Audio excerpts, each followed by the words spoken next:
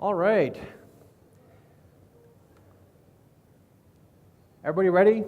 You guys having fun? You guys excited? This is the prime slot. Everybody's digesting, falling asleep, doing their emails, all that kind of stuff. So I'm really, really lucky this afternoon. So my name is DiTullo. I work with, Air Canada, of course, as you can see on the screen. I'm head of loyalty there. So what I essentially do is I handle all the relationship marketing strategies as well as what you guys would refer to as the lead and status programs. And I'm here today, thank you. That's a lot of water. Wow. All right, line them up here like shooters. All right, so I'm here to talk to you guys about a bit of what we actually did with gamification. We've been dabbling with gamification now for about a year and a half. And it all started with this little, this little train that called Earn Your Wings. And I'll kind of take you through some of our learnings as we kind of went through this journey of ours, and how it really allows us to kind of connect our corporate objectives with the objectives and the needs and wants of some of our customers. If at any time I start speaking really, really fast, just let me know, because as I get excited, my pace increases and it kind of freaks people out. Before I actually start talking about gamification, because I'm sure you guys are, I've heard about this all day, I want to talk to you guys about how we're really reframing loyalty. If you kind of go back to the beginning of time, Loyalty 1.0 or Frequent Flyer Programs 1.0 were all about currency, right? So think green stamps, earn points, reward, earn, burn, whatever. As things evolved, we kind of moved to this whole thing called consideration, status programs, elite programs, all those kind of things, right? So essentially, it layered on top of currency, and it created a secondary barrier to exit because all of a sudden, the recognition piece became so much stronger than the simple currency piece because people were earning so many miles that the actual utility of every additional mile earned was marginal. And so I would actually call Loyalty 2.0 in the airline space, Frequent Flyer Programs 2.0. And they're all about extrinsic motivators. They're all about rewards, compensation, and punishment. So exhibit the right behavior, we'll high five you, we'll give you a ton of miles, we'll give you status. And if you don't do that, you start cheating on us a little, well then we'll penalize you, and then you can't access the lounge, you can't upgrade, and all those things kind of fall apart. So it's a real double-edged sword.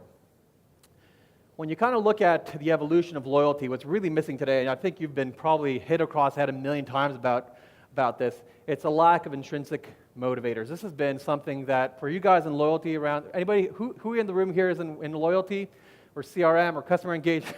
Jeff Barry. My gosh, I haven't seen you in like years. Nice to see you, man. How your presentation was good?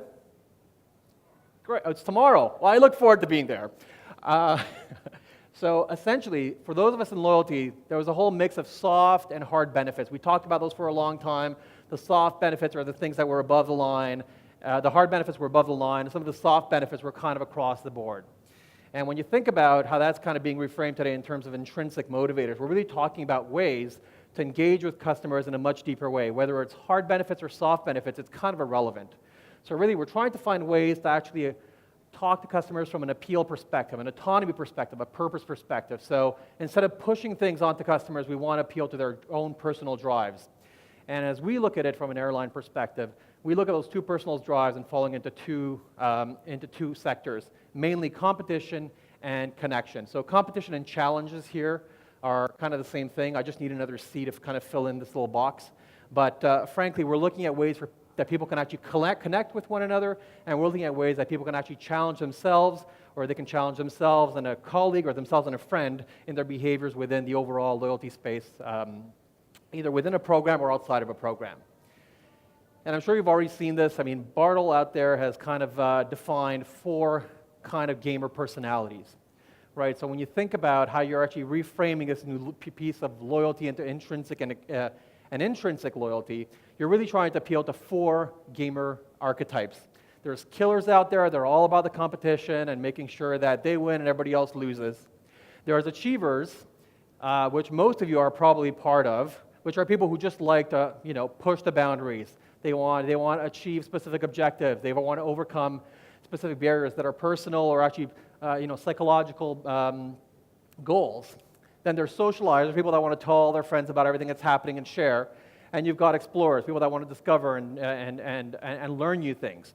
And we actually overlaid our customer base on some of these segments. We actually found out that a lot of these guys over-index in the achiever segment.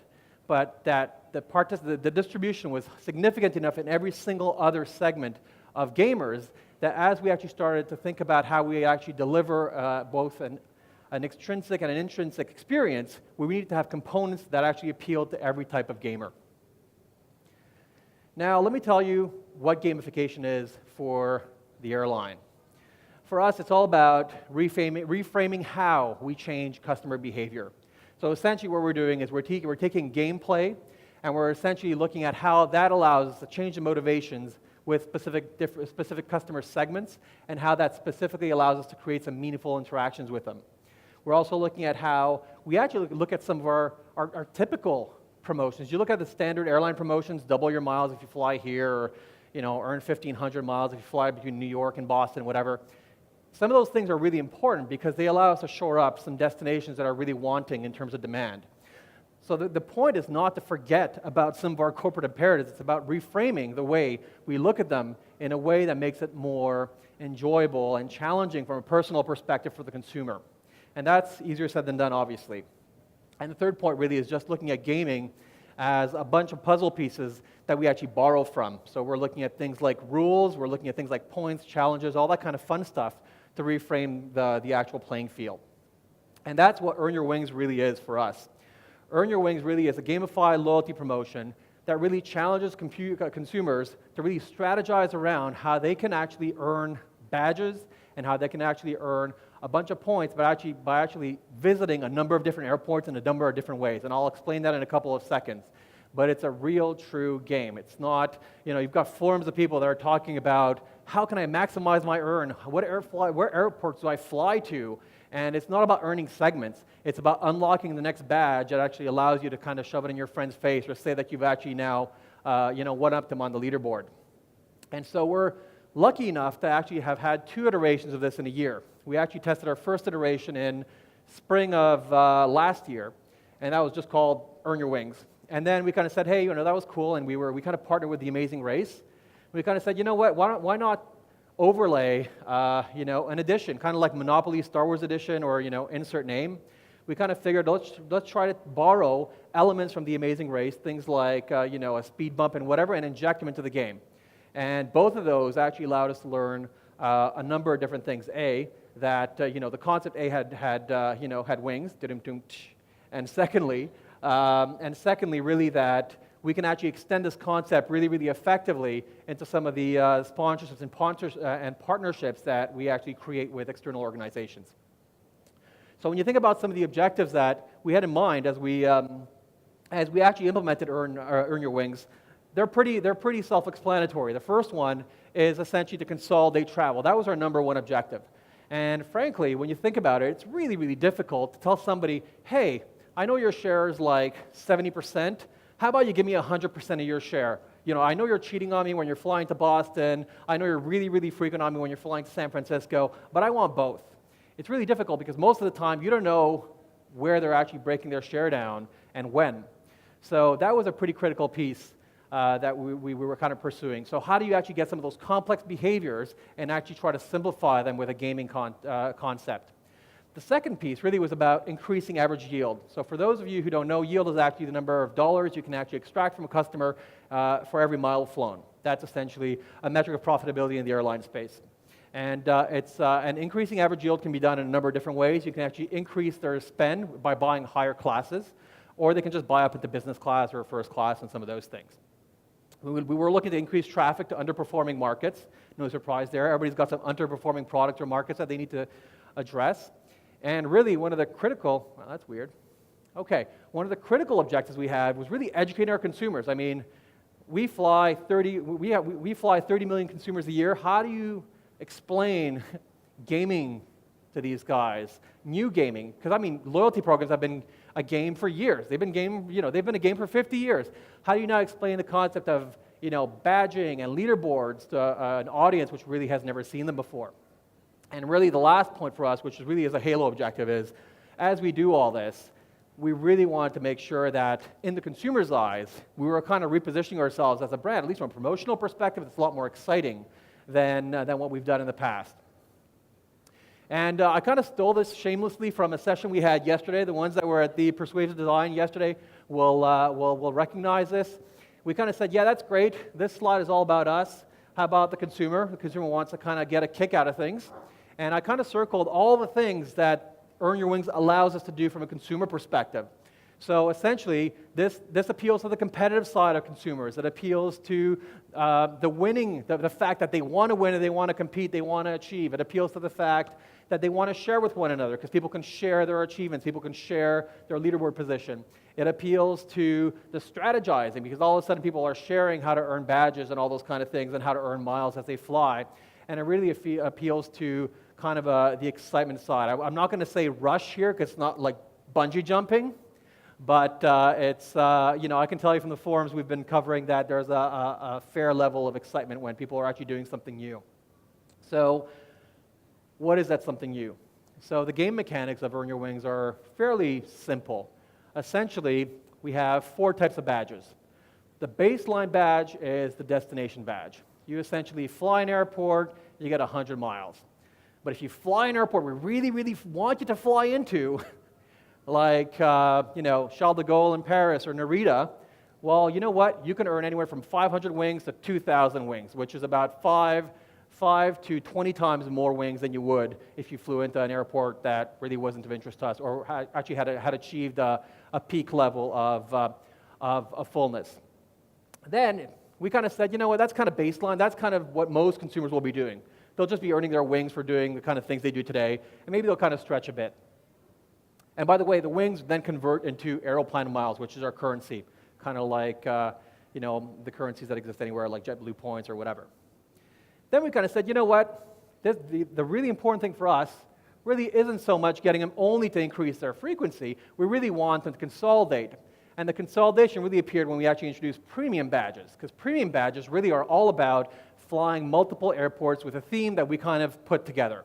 And you think about themes, right? In this case, the TCA badge, the Trans-Canada Airlines badge. That's the first airport Air Canada flew to, or those are the two first airports Air Canada flew to when Trans-Canada Airlines was created, was between Vancouver and Seattle. So if you flew to Vancouver and Seattle, you essentially unlocked that badge, and that gave you 5,000 wings every single time you did it. You can imagine how many people took days off to fly that one. And there's a whole bunch of other badges. There's a celebrity badge here, which is another good example. So for example, if you fly to places where there's paparazzi, and we kind of had to stretch our brains a little on this one because there's paparazzi apparently in Toronto, in New York, in London, and in Paris. Kind of, right? And you've got a whole series of these badges. So you can imagine that as you're flying to these airports, you're getting your point, you're getting your wings. As you fly a combination of airports, you're getting a hell of a lot more wings. And that's not all. If you share with your friends, you get more wings, and that's not all. If you now start flying business class, then you can really start one-upping your friends because all these badges are essentially, all these wings are essentially additive. And so the cool thing here is that the tactical premium badge here was introduced halfway through the game. So when you think about the concept of randomness, for us, it's pretty critical because if people can just kind of figure out the game early on, it kind of defeats the purpose. You want to keep people on their toes all the time, and from the moment they're actually one-upped on the leaderboard, you start seeing some of the behavior shifts appearing pretty aggressively. So this is a sample user profile of YVR Vancouver. YVR is the airline, the airport code for Vancouver, Vancouver flyer. This guy, you can actually see that this guy flew to San Francisco twice, LA twice, Winnipeg, Seattle twice, and he accumulated a whole bunch of badges. And the accumulation of all these badges gave him 123,300 wings, which then converted into 221,000 Aeroplan miles. That's like 10 short-haul redemption. So that's a significant amount of activity. The guy visited 60 airports in 3 months, and that's number 4. The top 10 guys shared 10 million miles. So it was a huge prize to be had at the end of this. And this is where these guys went. They had their own little site. They could actually track their progress and see how cool they were. They could actually tell all their friends how awesome they were, where they went, and what badges they'd gotten.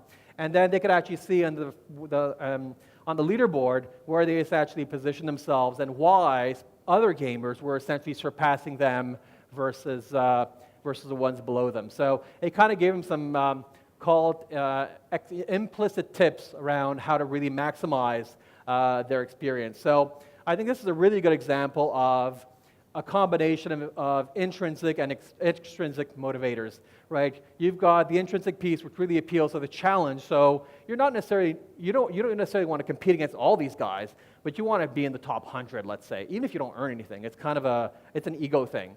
The second piece really is extrinsic. You can earn a boatload of miles in doing this, so why not connect to a couple of airports? And that works for us, because you know what? We've got empty seats on flights that are connecting, so I'd rather have a couple of people connecting than people flying direct, because you know what? I can actually probably spread out my demand a lot better that way, and actually I can probably add high yield customers on some of those flights that are direct. So it actually works in a number of different ways.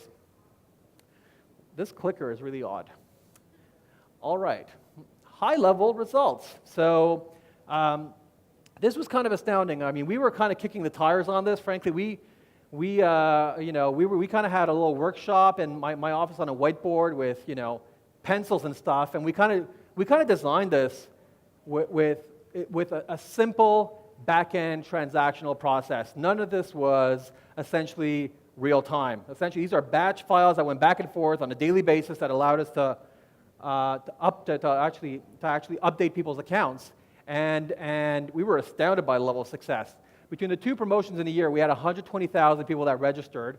That's not total wings, that's millions. So people earned 178 million wings. They visited 500,000 airports. So these guys visited 500,000 airports, and they earned 156 million Aeroplan miles. And when we actually looked at the ROI, the promotion, in terms of looking at the pre and the post behaviors, and essentially looking at some of the controls that we had in place, we estimated that the combined ROIs of these promotions was about 560%. Now, keep in mind that when you look at the registrants, what this means is that you have a much lower promotional penetration that you would typically have, necessarily because the audience is not used to these kind of concepts which are being dropped into the market. But I can tell you that the net ROI that's generated was very similar to something we would do in the typical mass environment that's undifferentiated. And frankly, the ROI is a hell of a lot better. So now, awards. Well, our agencies want us to talk about all the awards. Pretty sure you guys don't care. But you know what? Who cares about self-esteem, really? Self-esteem is completely overvalued. This is all about you guys. So yeah, we want some awards, that's fun, but you know what we really want to talk to you guys about is what we're going to do next, because that's what's really exciting.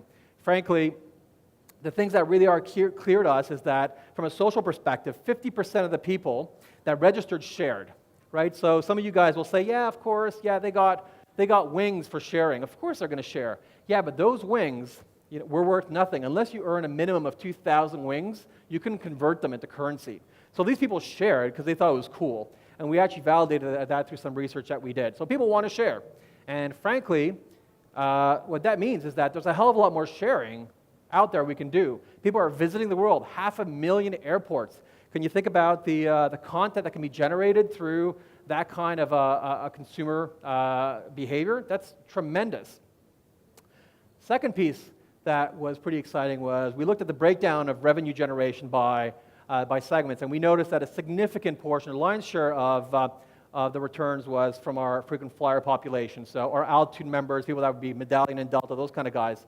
That population generated the lion's share of the return. So some of our thinking is around how exclusive do you really want to make this? I think it talks to segmentation. It also talks to dual segmentation. You're talking about a gamer segmentation that you're overlaying on top of your transactional and tier-based segmentation. You've got to think through how far do you want to push this, and I think we're kind of scratching our heads on that these days, and I guess you'll probably see the answer to this in September, right, Howard?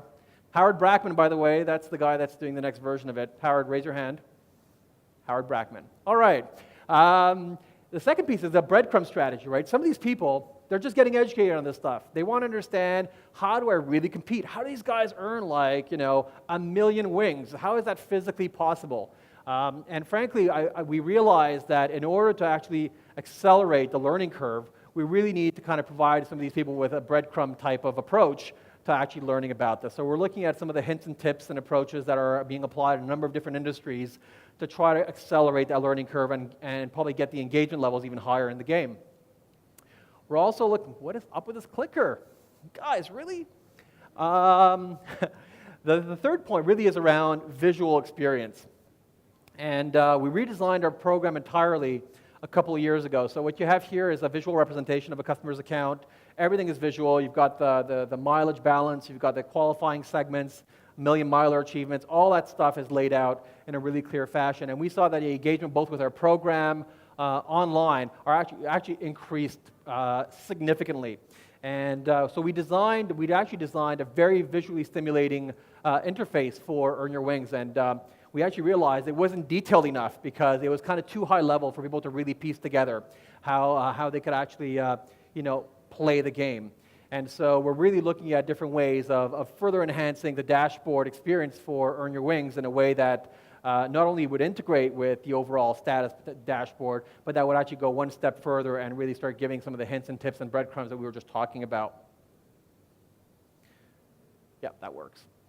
So, wow, that's good. In summary, you know what? There's a significant benefit to reframing loyalty, both intrinsically and extrinsically. I think it's clear. You saw the ROI here. We are not only experimenting with this, we are beyond experimenting. This is becoming one of our core platforms, and we're essentially looking at more aggressive ways of embedding gaming into both our program and our promotions. Secondly, you got to really start thinking through the balance of what are my objectives and what are the customer's objectives. Because if you're going to properly reframe your objectives into a game that's going to have appeal for the consumer, it's not that easy. So scratch your heads a lot. God knows we've made a bunch of mistakes. We've created badges that were so tight, nobody achieved them. Actually, we had one game that we tested. I think 30% of our badges went unused or something, which was a great learning for us because we wanted to test. Airlines don't have typically a lot of money, so we essentially wanted to test the boundaries of what's really easy to achieve and what's really, really difficult to achieve. And we actually saw two very different segments of individuals drive a very similar ROI. So in one case, you had the broad base of consumers increasing their activity a bit, and in the second case, we had some really specialized consumers increasing their behaviors a lot. So we really need to think through what is the right balance between overall engagement and ROI and specific customer share of wallet increase versus a broader type of appeal. Those are things that you need to decide based on your business's needs, but we certainly decide those based on how full our aircrafts are and how what type of destinations are we actually deciding to promote against.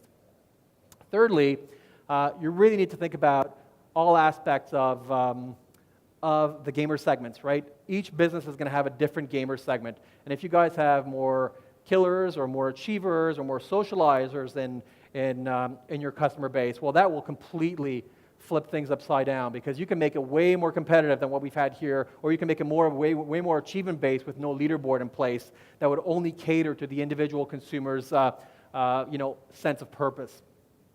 And the two last points really are pretty simple. You know what? Design is everything, right? You got to keep the design of your game really simple, but if you want to really kind of, leverage it to its maximum, you kind of need to layer it in a way that people can really understand it. And frankly, brand engagement will improve. So what we've actually seen is that the engagement with our promotions, the open rates of some of our communications have actually gone up pretty significantly with the segment of customers that we've interacted with. So all of a sudden, people are realizing you're not distributing the same old stuff every single time you send them something, whether it's through email or any other vehicle. So this has been a tremendous learning for us. And as I kind of wrap up and open up for questions, I want to thank two of our strategic partners. I mean, these guys have really helped us kind of figure our stuff out. SpaFax really helped us with some of the content and the game design and development. All the strategy was done internally, but these guys really kind of brought it to life. And the second partner really is FCB, Foot Cone and Building, which really worked us through some of the email communications and some of the different applications that we wanted to kind of bring forth in this approach. So on that note, I think I am on 22 minutes. Thumbs up, yes, that works. Great, so I think I've got 8 minutes for questions and invitations for drinks or anything. Can you tell me or tell us how you calculate how many miles to give away with the badge? Yeah. Once you give out the miles, once you say this badge is X, you can come back and change. No, exactly. So essentially once you hit a minimum of 2,000 wings, you actually get 2,000 miles, and then there's different tiers. So if you actually get over 10,000 miles, then you earn faster. Yep. Oh, yeah. I mean, that's essentially, when you look at the combination, I'll kind of take you back to the combination of badges here. I mean, this will be a good example. So this celebrity badge here, when you look at these airports, YTZ is not Toronto International. It's in the city center of Toronto.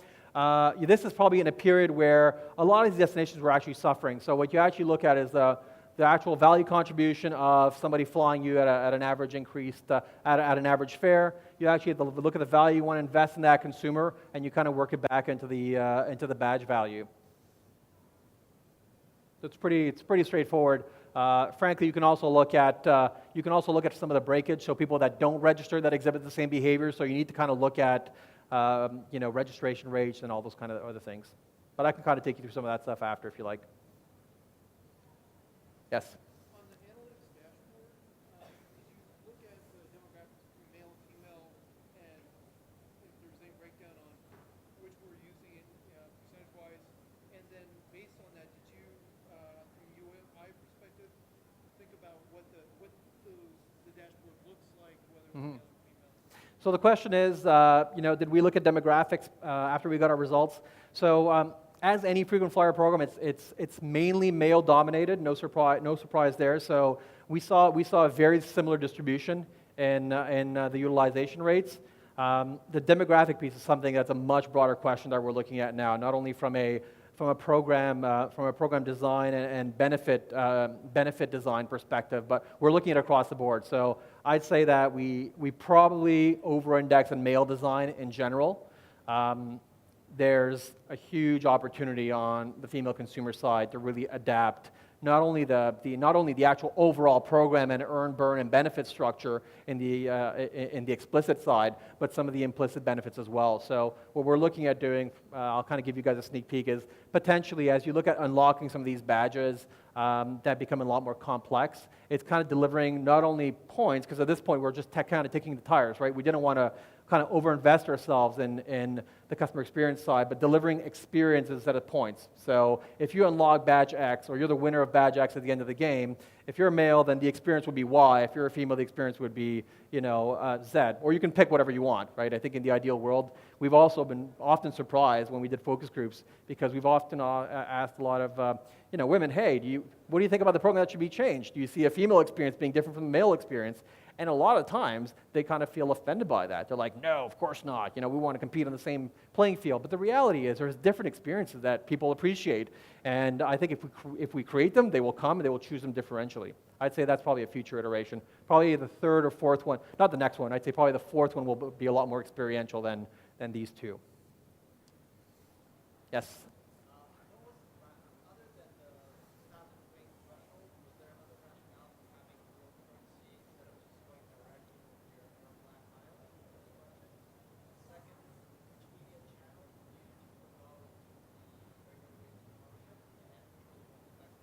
Yeah, good question. So the question was currency, why'd you use Wings versus Airline? And the second question was what channel? So I'll start with the first question.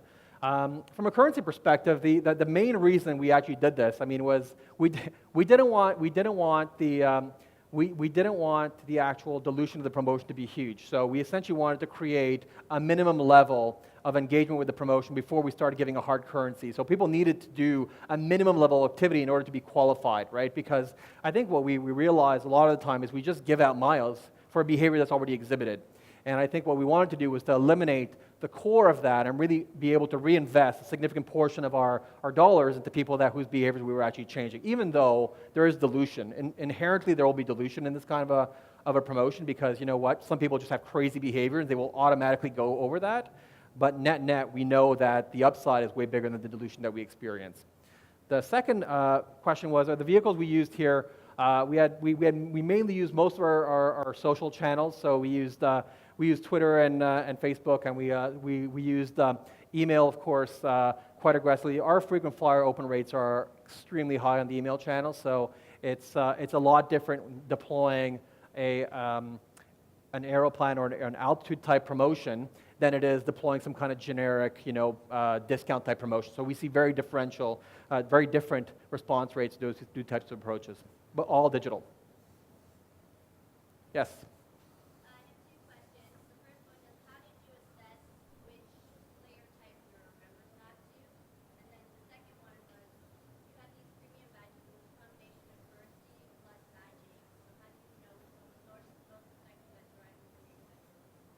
Yeah, that's a really good question. I'm not sure I'll be able to answer both of them. I think the first question, essentially, I mean, we did a combination of focus groups and qual research to actually map them back. So it's not perfect science; it's directional. Frankly, I mean, to hedge our bets, we actually had components of every single segment built into the game. I think as we get more sophisticated at this, we'll do some much more deep type of analytics, understand really who's who and where do they fall, and do we need to engineer different types of games that people would opt into, all those kind of more advanced thinking designs. The second question was, what was the second question? I'm sorry? With regards to the premium badges, you have Yep. 5,000 wings for status. So how did you know which one was really driving the behavior you're looking for? Well, there was no status here. The premium badges it just gave you an accelerator on the number of wings earned. Sorry, but you kind of had emphasized the fact that people were social, who wanted to share their achievements, and so is a premium badge not something that you would expect to be sharing? Yeah, it's funny because, I mean, I was expecting people not to share a lot of how they would actually accelerate their earn, right? You're kind of like, oh, I'm kind of doing really, really well. I'm not going to share it with anybody. But it's funny because when I spoke to a couple of these players, they were like, yeah, I was like rocking. Like I was flying. I was so ahead of everybody else. I felt it wasn't a big deal to kind of share some of these things. So the gloat factor is kind of big in this community. I mean, just to give you an example, I had these two investment bankers in a room when we were redesigning our overall program, and they almost got into a fight about how many times, he went to New York versus he went to New York, and they started screaming at each other. It was really funny. We did not intervene because it was a real comedy show. But the psychology there is something that always astounds me. It's something that we probably eventually will go deeper on, but that's a hell of a good question. I wouldn't share. I mean, I'd just be trucking along and racking up the miles, but not everybody's as rational. Does that answer your question? We can talk about it later if you like. Yes, sir. It expands a little bit on that question. Intuitively, when you look at the Bartles types, socializers being 80% generally of general audience, and the achievers being about 20%, intuitively you think, well, let's go after the socializers because it's a big higher probability of touch points. Was it? How did you decide? You said you did some studies with Yep. customers, etc. Was there also an element that competition was easier to leverage and build a program around as opposed to social engagement, or what were some Yep. thoughts around that? So the question was, I'll just kind of pull it out to the audience. If I don't say it right, just let me know. Essentially, most people are socializers. There's less achievers out there in the broad population. So was that, and did you focus your program more on the achievers because it was probably simpler and easier to kind of build a construct, and conversely because socializing, the social construct was a bit more difficult? That's a really good question. When you look at this audience, when you look at the audience that really generated the return here, top tier customers, status customers, frequent flyers, these guys are a very small portion of the flyer base. So they are a segment unto themselves. So when you look at them, it's natural that they over-index. So we really focused our attention on the customers that we thought were going to generate the return, and they're the ones who over-index here. So that's a very good question, and something I should have probably mentioned earlier on. And I think from a social perspective, frankly, you think about it, the sharing perspective and the UGC and the generating initial content for the community, it's not cheap, right? So I think, frankly, we were kind of happy that we had the achievers over-index in our frequent flyer population, but simultaneously, I'd say that we know that the social side is something we want to invest in. We need to make sure that once we had kicked the wheels, this thing was profitable, so we can then reinvest and actually start investing a lot more aggressively in the community. I think doing it the other way around would have actually created a lot of stress and grief for some of our executives investing and actually doing a significant upfront investment. And I think, guys, am I out of time? No? So I guess somebody will stop me. Any more questions? All right, no drink invitations or anything? No? All right, cool. All right, well, you know what? Thanks a lot, guys. This is some of our coordinates on Facebook, Twitter, and whatever else you want to contact us on. Air Canada, of course, is our broad site. AC Altitude is our top tier site. If you want to see what cool things we're doing, you can actually check those out. And then the last one is me shamelessly promoting myself. So there you go. All right. Take care.